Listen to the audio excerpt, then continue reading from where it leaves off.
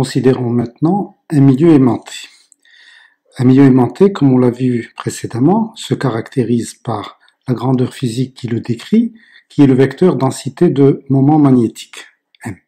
Alors cette densité nous permet de dire ou d'écrire le comportement de ce milieu en tout point. Notamment, si je considère un point P, autour duquel je considère un volume élémentaire que je note dτ, alors ce volume élémentaire présente un moment dipolaire élémentaire dm. Si en plus, je considère que ce volume élémentaire est traversé par un courant, cette densité de courant de conduction, c'est celle, je le rappelle, qui est due aux charges réelles, au déplacement de charges réelles. Dans ce cas-là, tout point Q de l'espace, si j'appelle le champ magnétique total au niveau de A, de Q, et que je le représente par rapport à son potentiel vecteur A, je dirais que le champ magnétique au point Q égale à la composition ou à la contribution des deux champs, ou des deux champs dus. Le premier au courant de conduction J, que je note 1,1 en Q, plus la deuxième contribution qui est due aux propriétés magnétiques du milieu, et donc relatif au champ magnétique, aux propriétés d'aimantation, et donc que je représente par son potentiel vecteur A2. Je rappelle que les expressions de A1 qu'on vient de voir à l'instant au niveau du point Q est donné par mu0 sur 4pi intégrale triple de J en P sur R dτ, et que le potentiel vecteur dû à l'aimantation au niveau de ce même point Q égale à mu0 sur 4pi intégrale triple de dm vectoriel U sur R carré. Maintenant, n'oublions pas une expression importante qui est ce moment magnétique élémentaire dm se déduit de la densité de moment magnétique m par la relation du produit de m par dτ, que je vais remplacer dans l'expression de A2, et j'obtiens A2, une nouvelle expression de A2, qui est A2 égale à mu0 sur 4pi, intégrale triple, je remplace donc dm par m dτ, donc je vais avoir m, je mets dτ ici, vectoriel U sur R carré. Très bien. Alors, ce que je vais faire à partir de maintenant, c'est que si je regarde la composition de ces deux termes, A1 et A2, vous voyez que la première est proportionnelle à une densité de courant inversement proportionnelle à la distance, et la deuxième, c'est un terme qui fait intervenir les propriétés d'aimantation sur la distance au carré. Et on a l'impression que ces deux termes ne sont pas homogènes.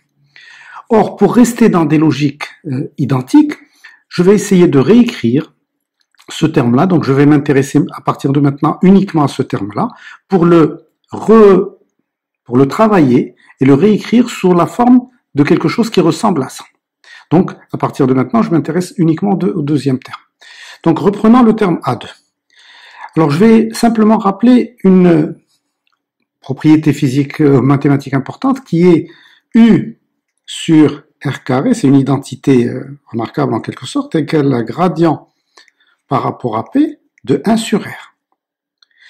Et donc, si je remplace dans A2, je vais obtenir A2 au point Q égale à mu0 sur 4pi intégrale triple de M vectoriel gradient par rapport à P de 1 sur R dτ. On a une identité qui est intéressante à regarder, qui nous dit rotationnel du produit d'une fonction scalaire et d'une fonction vectorielle A égale à f, la fonction scalaire rotationnelle de A, plus gradient de la fonction scalaire vectorielle A. Et donc, c'est cette propriété-là que je vais essayer de réutiliser ici. Si vous regardez ce terme, vous voyez qu'il y a quelque chose qui ressemble à ça. Donc, à un signe près, le même terme M gradient 1 sur R, je retrouve ici. Gradient F fois 1 sur R, 1 fois A. Et donc, si j'écris M vectoriel gradient 1 sur R, pour AP, sera égal à. Donc ça, si je fais l'inverse de ce terme-là, il me donnera moins A gradient F, que je passe de ce côté-là, et ça me donne le M gradient 1 sur R. Donc je vais avoir F rotationnel de A, F étant 1 sur R, rotationnel de A c'est rotationnel de M, voilà le premier terme, moins ce terme-là, et donc moins rotationnel du produit de la fonction scalaire 1 sur R fois la fonction vectorielle M. Donc M sur R. Et alors, cet ensemble, je vais le réinjecter ici. Donc, je vais réécrire ce terme-là en remplaçant ça par son expression. Et j'obtiens alors A2 au point Q égale à mu0 sur 4pi, intégrale triple du premier terme, donc rotationnel de M sur R des taux, moins mu0 sur 4pi, intégrale triple de rotationnel de l'ensemble, M sur R des taux. Et là, je vais juste prendre le temps de comparer ce que l'on sait, ce qu'on vient d'avoir, avec ce que l'on sait déjà. Rappelez-vous le premier terme qui est dû au courant de conduction et sur lequel on voulait s'aligner dans l'écriture du deuxième terme, A2. Donc rappelez-vous que A1, qui est dû au courant de conduction, est proportionnel à une densité de courant et inversement proportionnel à la distance. Or, le premier terme que j'obtiens pour la contribution de l'aimantation du milieu et fait intervenir également un terme vectoriel et inversement proportionnel à la distance. Donc si je compare les deux, je dirais que ce terme-là est homogène à une densité de courant. Et donc, je vais définir un nouveau terme, ou la densité volumique de courant d'aimantation. Revenons maintenant au deuxième terme. Ce deuxième terme que je vais noter A' de Q, et que je vais développer à part.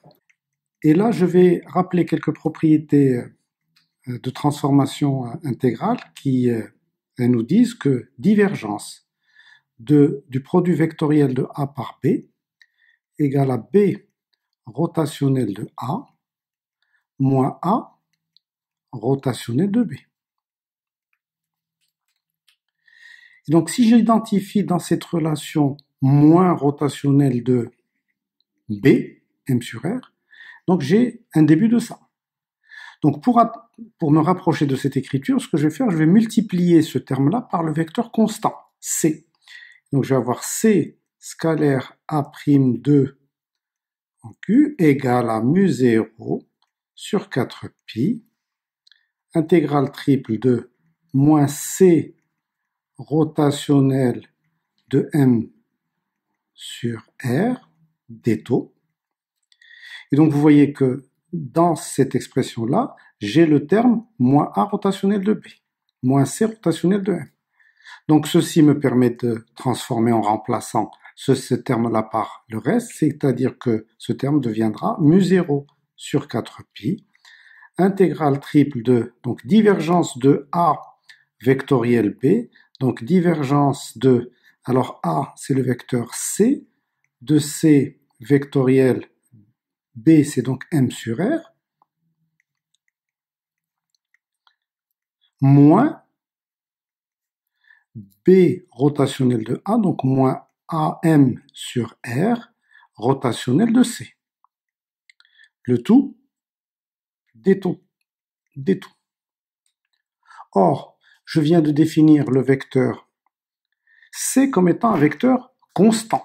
Donc si C est un vecteur constant, sa variation est nulle, et donc le rotationnel de C est nul. Et donc le deuxième terme est nul.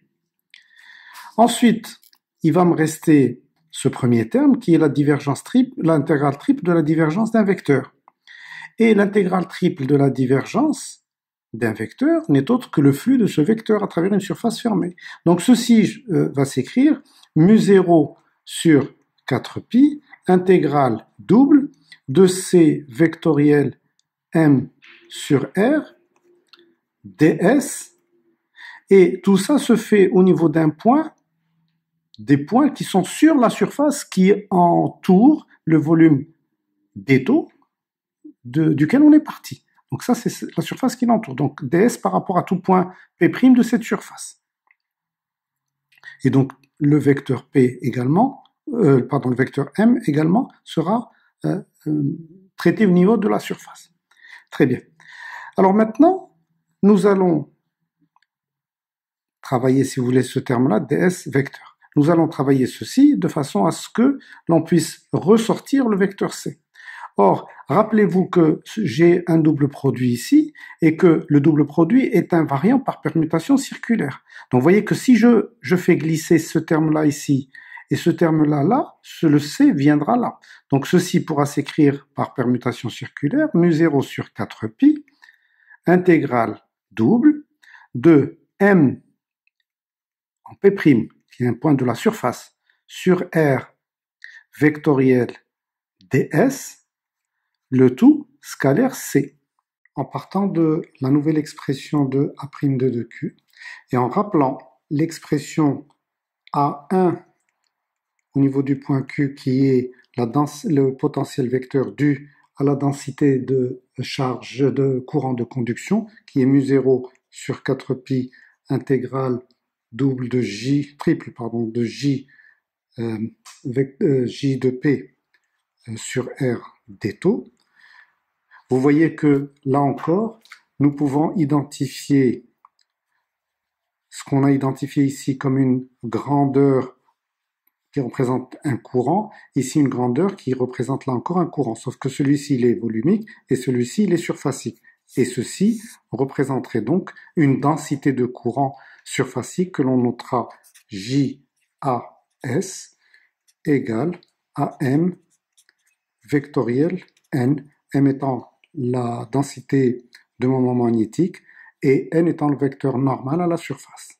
Ici, en résumé, nous pourrons dire que un champ magnétique est le résultat de deux types de contributions, soit les courants de conduction, qu'on appelle également les sources réelles, ou alors à l'aimantation du matériau. Et ceci se manifeste par, comme on l'a vu, la contribution de M, qui est, son comportement est équivalent à des densités de courant volumiques qu'on appelle JAV, qui est égal à rotationnel de M, et une contribution surfacique qu'on note JAS, qui est M vectoriel N.